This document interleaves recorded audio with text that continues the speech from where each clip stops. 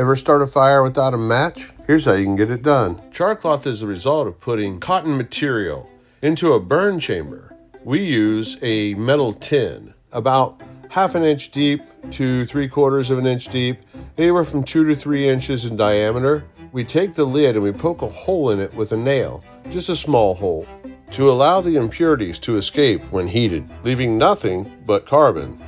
You then want to fill it up with cotton material. Our goal is to have the fire burn off all the impurities. Here we use the remnants of an old pair of blue jeans. When thinking of this, you can parallel in spirit how God always keeps a remnant. God wants to purify that remnant so that that remnant can go and start another fire. This chamber, when filled, will have very little oxygen inside of it. When you put the lid on with the tiny hole and you put it to fire, all of the impurities will burn away. Think of it as a baptism. John the Baptist said, "The one who comes after me," when referring to Jesus, "will baptize with fire and spirit." Everything that goes in this tin will have its impurities burned away in the fire and leave us with nothing but carbon. And carbon catches a spark and turns it to an ember. That ember is what will start your fire.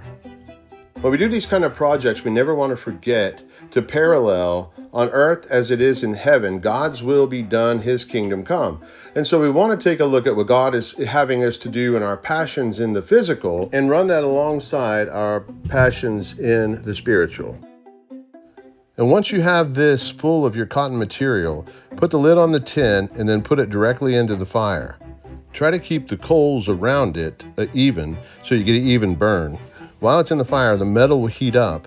If you keep an eye on the tin, you'll see that smoke starts to come out of the hole as that fire starts to burn off the impurities inside, and smoke will actually rise out. And eventually that will turn into a flame itself. It'll burn off the things that are inside the tin that are not carbon. And once that flame goes out and can't be relit, your tin is ready to come out of the fire. Set your tin in a cool place where it can have the heat transfer out of it while you wait. Once cooled, you'll be able to pull that out and you will have your char cloth inside, ready for the spark. From the book of Malachi, we know that Jesus is the refiner's fire, that He will purify the sons of Levi. He will purify the believers and purge them as silver and gold. They are purified so they can offer the Lord an offering of righteousness. So remember, when you're making char cloth, that God has set aside a remnant that are baptized in His word.